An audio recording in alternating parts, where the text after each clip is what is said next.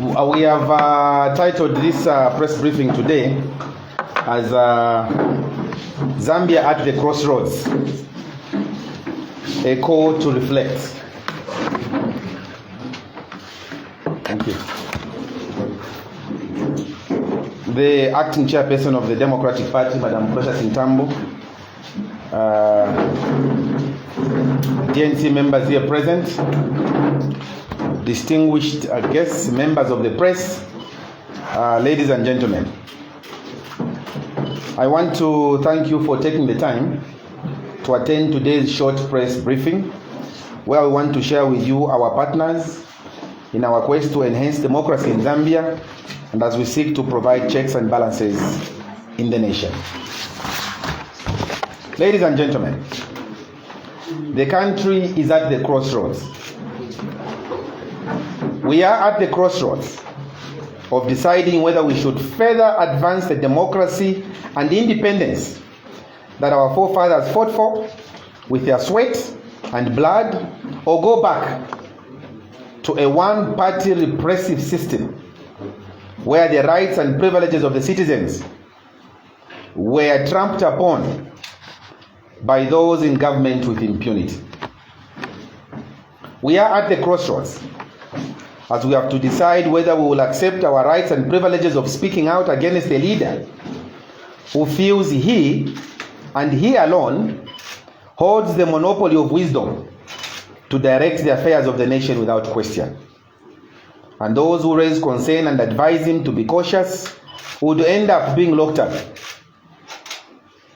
The case of one Honorable Nagachinda is clear evidence. Locked up for 3 days simply because he asked the president to sit down. That is not the Zambia we fought for. And it's clearly not the Zambia that our founding fathers envisaged when they put their necks on the stake in a quest to fight for the liberation of this great nation. Zambia is at a crossroads because we have a president who is speedily evolving into a puppet master who wants to be controlling the activities of government from his community house with little consideration of the oath he swore to protect and uphold the Constitution of the Republic of Zambia. Countrymen and women, we in the DP are concerned that the Republican president, through his special assistant for politics, Levi Ngoma, has elected to get involved in the activities of the Democratic Party.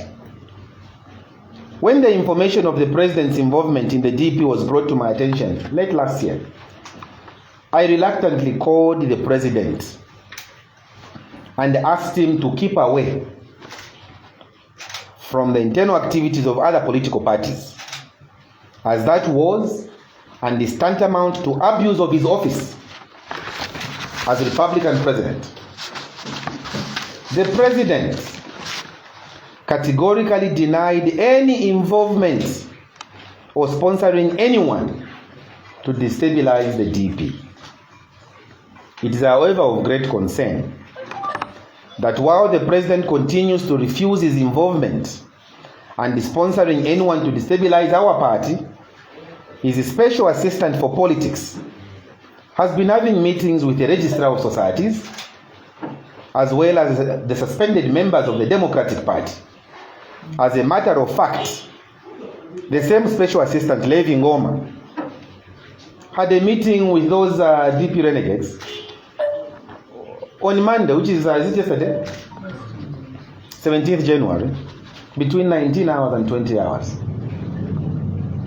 The same special assistant has even been having meetings with the staff from the Registrar of Societies to try and influence their decision and get them to favor the other group that is purporting to be the owners of the DP, in clear contravention of the law of the land. Why should the president's assistant go and get concerned? Because we are aware and we have sight of a letter which Madam Mende wrote yesterday, confirming Madam Mende should refuse if she wants us to prove that later. confirming that Precious Ntambu is the legitimate national secretary. She wrote that letter to the Electoral Commission of Zambia yesterday. Upon the intervention of the president's assistant, that the president doesn't want the DP to participate in the elections, Madam Mende quickly wrote another letter to the Electoral Commission of Zambia, advising the Electoral Commission of Zambia that you should not accept nominations for this because the matter is in court. Madam Mende is not a court. Madam Mende is not a judge. Madam Mende's role just aims at keeping records at the registrar of societies. She is not a competent authority to begin advising another authority on how they should move. Now, all that is showing you the machinations of a government that has promised us that we will live by the rule of law. Why are you having underhand methods? Why are you sending your special assistant to the registrar of societies? Why are you sending them if you are not just but afraid of one Harry Kalaba to meet you in 2026? Why? Leave parties to operate independently and please don't meddle in their affairs. And Madam Mende's role is simply to look after the records. Not to begin saying, she was asked, and thank you Madam Mende, because you confirmed that Madam Ntambu is the legitimate national secretary of our party. Now when you found that that was the position, you quickly go to the authorities now at Home Affairs to begin saying, no, these people should not file in their nominations. We are going ahead. And we are filing in our nominations. Because the ECZ, whose letter all of you have at sight of, was clear. They said as long as the letter is signed by the legitimate national secretary, they will accept our nominations. And therefore, it has been established that it is Precious Ntambu. And all these shenanigans that are going on, wanting to bring us down, to derail us from providing an effective checks and balances thing, is not going to work. Therefore, the acts being perpetrated by the president do not just take away from the presidency, but also takes away the dignity from this great institution. It is our position that the president must restrain himself from meddling in the affairs of the Democratic Party and focus on fixing the economic challenges that Zambians expecting to be focusing on. Right now, he should be focusing on that formula he told us.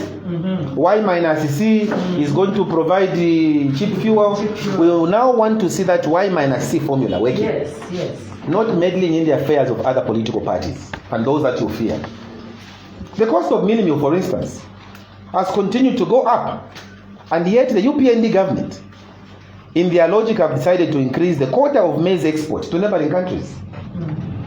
Farmers have been neglected, and for the first time, they received the inputs way into the rainy season. Army worms are ravaging crops, and yet little action is being taken by the UPND government. The cost of fuel has gone up by over 20% from the time the UPND took over government, and they plan to effect another increment within the month of January. The cost of transportation has gone up significantly over the last 2 months in response to the hike in fuel prices, making it almost impossible, practically impossible, for people to move from one part of the country to another. The price of essential commodities is now way beyond the reach of an average Zambian, and this has resulted in an increase in crimes. While faced with all these challenges, which he promised to address when elected on August 12, 2021, President Hichilema has instead opted to spend his productive time and effort on the DP and its leader, Harry Kalaba.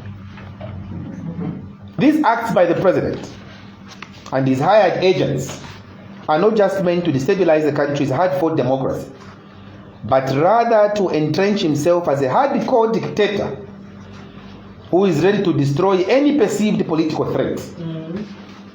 I have a message for you, sir, President Hichilema. You cannot fight the will of the people. A time is coming, believe me, and mark my words. A time is coming when the 2.8 million will reach out to the 1.8 million, so as to put the interest of the nation at the fore and protect the country's democracy. And judging by the actions of the president in Kawata, that time is fast approaching. Countrymen and women, I'm calling upon you as the fourth estate to take keen and active interest in what is going on in the country by covering without fear or favor the ills that are being perpetrated in the name of the president. We have raised concerns over institutions that are meant to support governance, such as the Drug Enforcement Commission, the Anti-Corruption Commission, being allowed to operate with independence. And yet what we are seeing today is the exact opposite, as these institutions are now operating under instruction from those linked to the UPND government. Abuse is abuse, regardless of which party the perpetrator belongs to. And if an act was wrong under the PF, it still remains wrong under the UPND. And we will continue to flag issues of abuse, corruption, tribalism, and regionalism, bullying, etc. And if President Hichilema and his agents feel that by disenfranchising the Democratic Party, they will be able to silence me, they are wrong. As my values are not driven by a party, but a greater conviction for a fair and more humane Zambia, an equitable Zambian that protects the welfare of its citizens. Our vision and conviction as the DP is founded on those values, and we will continue to fight for the plight of the majority poor in this country. Finally, I would like to remind President Hichilema to walk the talk and commit to what he promised the people of Zambia. No one will have to go through what I went through. This is what the president said. And even when I was talking to him on the phone for over 1 hour 45 minutes, these are the words he kept echoing to me. My brother, we want to leave a legacy. Is this a legacy you want to leave behind? Of sending your special assistant for politics to go and talk to the registrar of societies? The registrar writes a letter and now wants to destroy that letter because that letter is not in the interest of the UPND are not the ones who can tell the Electoral Commission of Zambia as to who should feud and who should not feud. It's not the UPND. The UPND is an interested party, just like the DP is. Therefore, they should leave the Electoral Commission of Zambia as an independent arbitrator to carry out its functions without fear or favor. Imagine for a second if what President Hichilema is doing is what the PF did to him, that they were fidgeting that they should not accept his nominations. What would have happened to him today? Would he have been in the State House? No. The answer is no, he would not have been there. But he has gone further because he wants to entrench himself in there. And we are not only stopping at that. We are sitting down now. We are writing to the international community. We are writing to SADC. We are writing to the ambassadors in the European Union. We are writing to the ambassadors in America. The American ambassador will write to him. We want to tell them about how fast our democracy is cascading down in Zambia under the watch of President Hichilema. We are going to take him to every available ear that will listen to us. But President Hichilema is exposed for who he is.